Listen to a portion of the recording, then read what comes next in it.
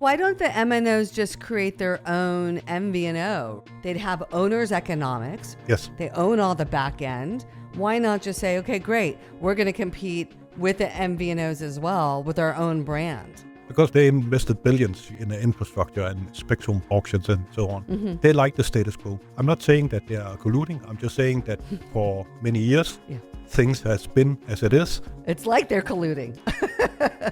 I didn't say that, but... I did. Yeah.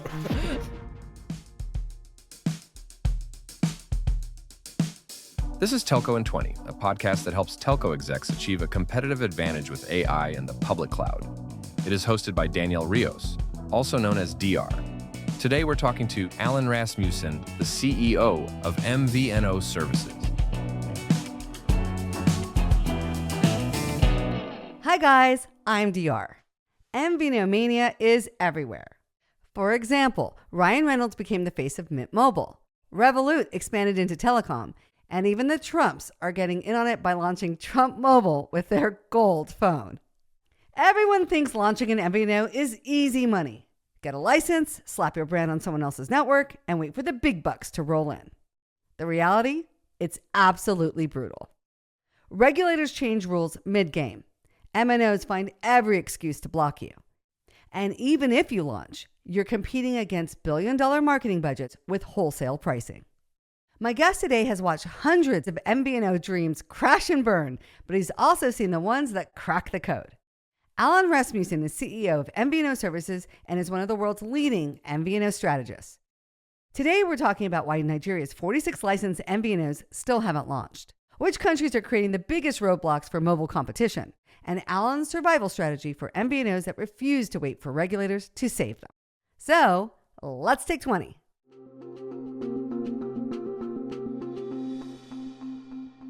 Allan Rasmussen is CEO of MVNO Services. Hi, Allan. Welcome to Telco in 20. Hi, Dia. Always a pleasure.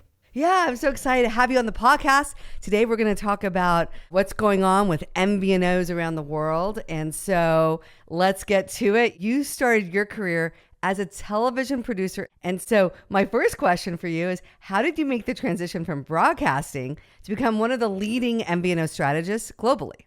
Yeah, I started in broadcasting when we had the state monopolies break up, and you had to innovate. You had to make a new value proposition. You were not the only show in town anymore, and that sounds familiar for MVNOs. Yeah.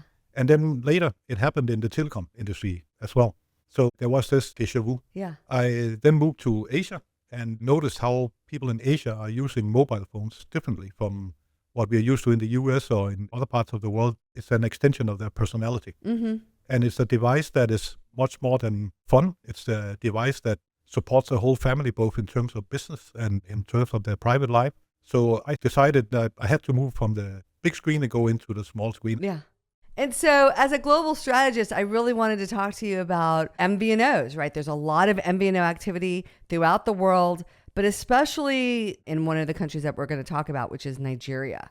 Yes. And so for those people who aren't up to date, the Nigerian Communications Commission, or the NCC, has issued 46 MVNX licenses. And despite multiple launch deadlines, we haven't seen a single MVNO go live yet. And so I wanted you to take us through your thoughts on what's going on in Nigeria. Yeah, unfortunately, it's a classic standoff, one that we've seen before, maybe 20 years ago. Yeah. But we often see it in these new countries that have to introduce MVNO. They are playing this old broken record of we don't have enough capacity, for example. Yeah. On paper, the NCC has actually done nice work. There are some minor issues on, for example, licensing an MVNE is a bit odd and weird. Mm-hmm. But other than that, they've done everything accordingly to other frameworks.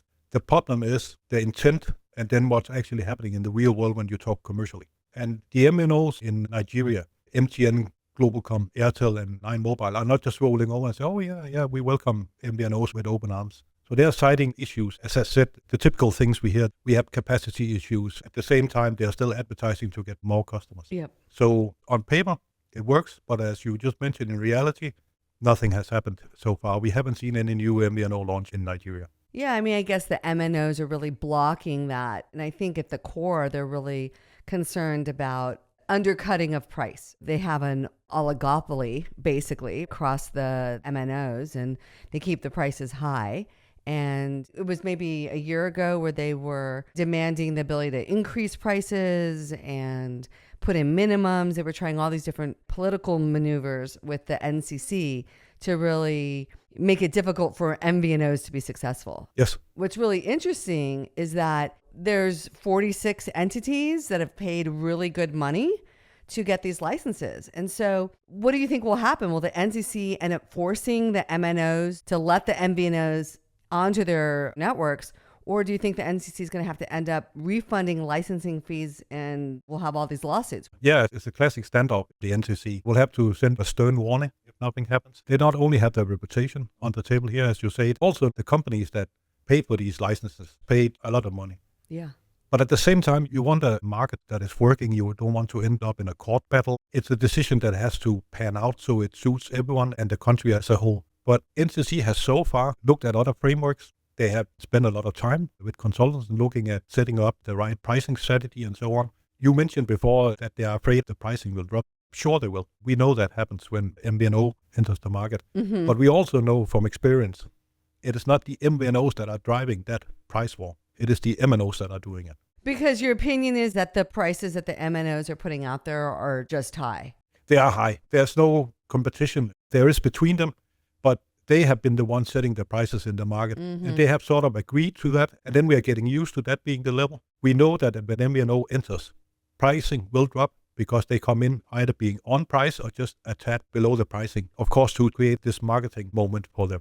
And so why don't the MNOs just create their own MVNO, right? A down brand, kind of like AT&T has Cricket Wireless and Verizon has Visible. I'm sure the wholesale agreements they have with the MVNOs have margin built into it. But with owners' economics, they own all the back end. Why not just say, okay, great, we're going to compete with the MVNOs as well with our own brand? Because they invested billions in the infrastructure and spectrum auctions and so on. Mm-hmm. They like the status quo. The status quo is fine. I'm not saying that they are colluding. I'm just saying that for many years, things has been as it is. It's like they're colluding.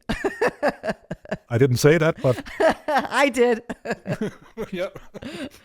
And so everyone is sort of fine with that, including the regulator. The regulator, even though they are changing their lead position, they will come in and say, oh, this is the status quo in the market, and we are used to that. So not everyone is interested in competition coming either from the outside or from the inside with a flanker brand or sub-brand coming in. Mm-hmm. So we know when MVNOs enter, the price will drop, but at the same time, usage increases. I'm not saying that it's completely level. I'm just saying we are getting more people to use mobile phones. They're using it in a different way. Mm-hmm. They're using it for something that matches their lifestyle or whatever the opportunity the MVNOs present. And we've seen that in all other markets that usage increases. So it's not like a market is going down and under. They have had discussions in Nigeria as well on this pricing strategy. And MVNOs are not the ones who have to lead on the pricing. They have to be on par with the pricing and upsell, cross-sell, other things than just telephony. Yep. Well, there's another thing that's going on in the country, which is there's been a severe devaluation of the Naira since these license fees were collected. And so if they were to issue out refunds, it'd be a major financial hit to the NCC. And so does this force the regulator's hand and now they have to make the MVNO program succeed at any cost? Yeah, as I said, they risk losing their face on it. And we are talking about many money because the devaluation of the Naira versus the investment that has been made both into technology that these MVNOs have done, MVNEs, M&A as well. Yeah. They has also spent a lot of money on foreign consultants paid in dollars. Mm-hmm. And it would be way too many money for the regulator NCC to pay back. Right. And again, NCC don't want to go to that point because they need to have a market that is functioning. And they cannot afford to lose this. They have played a high-stake game, and now they have to pay for it. And the way they pay for it is not by paying back neither in Naira or in dollars. It is by actually enforcing and get the market and the MVNOs to work. Yeah, that's amazing. I don't know if they can use spectrum licensing as a forcing function to get the MNOs to act. I mean, those licenses come up for renewal or they need to buy the next band of spectrum. Do you think that that's another way that the NCC can force the MNOs to come to the table and start to accept the MVNO reality? Yeah, they definitely have a toolbox that they can use. They can either introduce fines where they will say for every month that you not onboard or launch an MVNO on your network, you will be fined X amount of your total revenue. not profit. As you mentioned, they can say to them as well that in terms of licensing, you will not be able to participate in the next round of either an auction or if they are giving away spectrum. So they do have a toolbox where they can present this to the operators. Yep. I think an interesting thing that has developed over the last couple of months in Nigeria is that in the beginning, it was all the MNOs that were very conservative. And I've been with some of the MNOs and the conversations with the operators. I have never seen this negativity in other markets, saying we don't have capacity. This is an NCC project, not something we are interested in. Yep. But what's interesting is that within the last couple of months, MTN has suddenly announced that they are investing a lot of million in building our assets and infrastructure, and is looking forward to onboard not only MVNOs, but other MNOs as well onto their network. Yep. So the question if there has been a little strategy play in it for MTN, pretending not to be interesting, while at the same time saying, look, we are having this new strategy similar to what we do in South Africa, that we are ready to onboard other operators, and that includes MVNOs. Because as we know, operators don't get an idea on Monday and execute on Saturday. They get an idea in January and execute maybe 1 or 2 years later. So MTN might have played a little strategic game here. Interesting. No, I did see that news very recently that they announced that they were pivoting into more of a network as a service, where they're using their network as a platform versus the traditional approach of onboarding subscribers. So that's a very interesting take as a way to buy time, Yes. continue to stall so they could build up and pivot into this position so they can onboard as many MVNOs as possible. Yeah. So you talk to MVNOs all over the world. And so if you were one of these people that had bought a license, spent millions of dollars, a Nigerian MVNO, what would you do? Would you do what MTN appears to be doing, which is secretly building so you're in position and ready to go when this is ready to turn on? Or would you wait until this regulatory mess gets sorted out, because maybe it takes years? I mean, look at Canada. I have a friend up in Canada that's been trying to do an MVNO for years, and he keeps telling me, oh, in a couple of months, they're going to make another decision. And he's been saying that for years now. Yeah. So would you spend more money after the good money that you spent, or would you wait and see how it works out? Definitely never wait. You have to push. Waiting leads to nothing. We know that from history. If the first MVNOs in the world had waited for a regulatory decision, we wouldn't have any MVNOs today. In most markets, it would be like that. Mm-hmm. They need to double down on several points. They need to double down on their business plan. They need to go in and say, look, how do we make sure that once we launch, we are completely ready? We need to form new partnerships. We need to define again and again our niche, not compete only on pricing.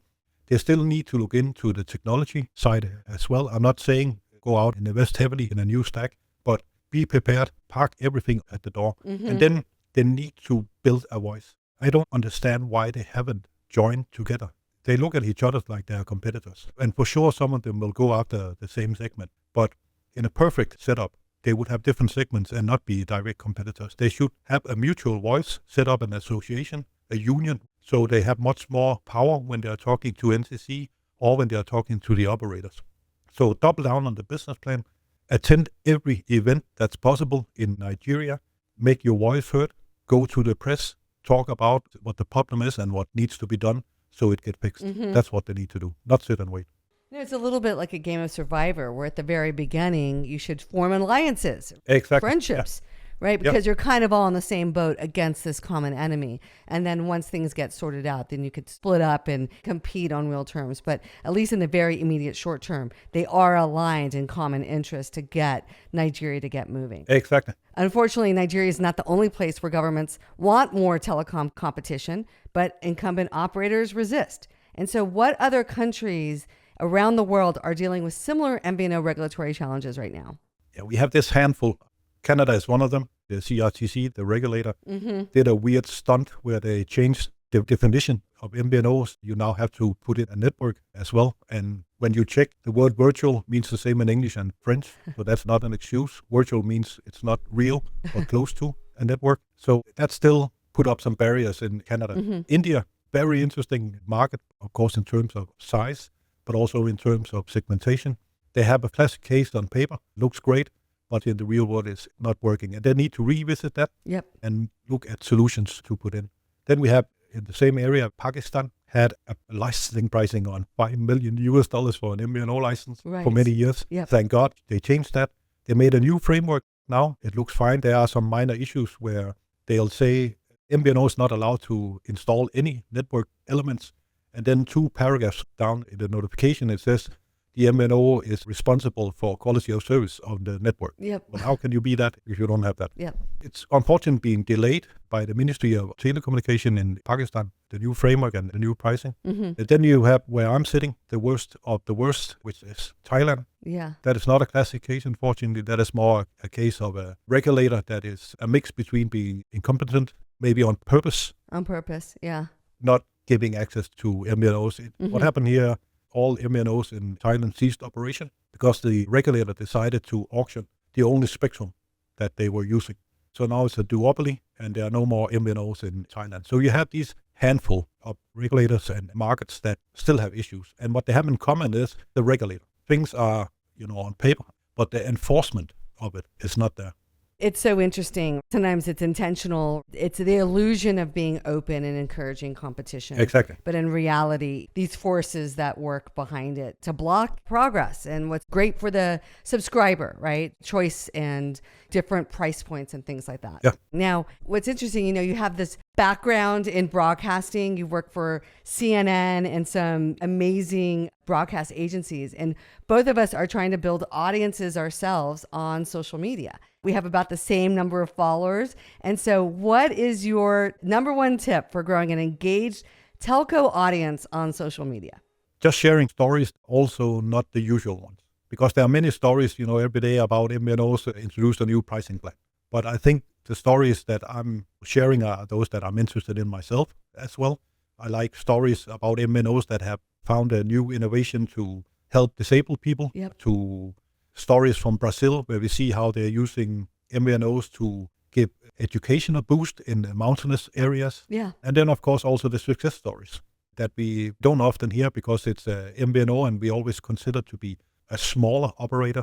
It doesn't make the front page on Financial Times. Yeah. But I think sharing, and then it's up to people if they want to read or like or follow or not. Yeah. I try to create a little bit of a unique voice, but I don't comment on 6G because I don't know anything about 6G. Exactly. But I do try to, as you do, highlight points that people might be missing, something that only I would say. And so I really enjoy your posts. They're always informative. And Likewise. this was a great conversation about what's going on with MVNO licensing and MVNOs around the world. So thanks so much for coming onto the podcast. A pleasure. Awesome. Stick around. We end each podcast with a Telco in 20 takeaway. I've got 2 minutes to tell you something you need to know. Talking with Allan got me thinking. The standoff going on with Nigeria's MVNOs exposes telecom's dirtiest secret. MNOs claim no capacity for MVNOs while spending millions advertising for more direct subscribers. This isn't about network limitations. It's about innovation inertia. Here's what MNOs miss. MVNOs don't steal customers. They create markets. They serve segments that wouldn't touch premium pricing, use mobile differently, and drive overall usage up. Smart MNOs should flip the script entirely. Instead of fighting MVNOs, make them profitable partners. Platforms like Totogi's